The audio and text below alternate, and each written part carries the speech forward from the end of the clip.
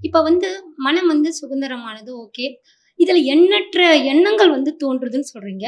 இப்ப நாங்க வந்து இந்த வகுப்புக்கு வந்திருக்கோம். ஐயா மாரியா கருத்துக்கள் எல்லாம் நாங்க உள்வாங்கியிருக்கும்போது, இதுல எண்ணம் எது, சிந்தனை எது அப்படின்னு ஒரு அதாவது தாட் ஆர் திங்கிங் தெரியுது. இப்ப சாதாரண மனிதன் அவனுக்கு என்ன தோணுச்சுன்னு ஒரு சமூக விரோத செயல்கள்ல ஈடுபடுறான். அப்ப அவனுக்கே வந்து இந்த இந்த கொள்கை எப்படி நம்ம புரிய வைக்கிறதுங்க? உங்களுக்கு தீர்வு ஏதாவது சொல்ல முடியுங்களா? இல்ல சராசரி மனிதனுடைய இதுகள எடுத்தோம்னு அவங்க சமுதாய ரீதியா ஒரு மாற்றத்த தான் கொண்டு வரணும். அது அது நம்ம இப்போ இந்த மீட்டிங்கினுடைய முடிவுல சமுதாய மாற்றத்துக்குன்னுட்டு சொல்லி ஒரு இப்ப நமக்கு 10 கட்டளைகள் சொன்னோம் இல்லையா? அந்த சரி. 10வது கட்டளை பத்தி நான் சொல்லவே இல்ல. அந்த சரிங்க. 10வது கட்டளை வந்து சமுதாய மாற்றத்துக்கான ஒரு ஒரு கான்செப்ட் அது. கண்டிப்பா இந்த அத நான் கடைசியா சொல்றேன்.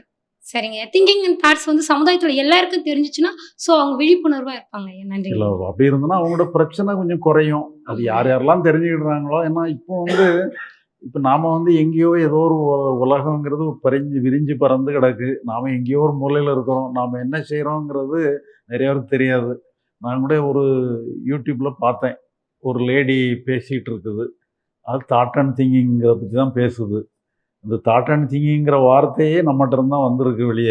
ஆனா நம்ம பேர மென்ஷன் பண்ணாமலே அவங்க பேசுறாங்க. அது நான் தப்புன்னு சொல்லல. ஆனா இருந்தாலும் அந்த மாதிரியும் நெறைய பேருக்கு அப்படி போய் சேரும். கொஞ்சம் காலத்துல இந்த வார்த்தையே அந்த அர்த்தத்தை யூஸ் பண்ணி நெறைய பேர் அவங்கவங்க கான்செப்ட்டோட இணைச்சுக்கிடுவாங்க.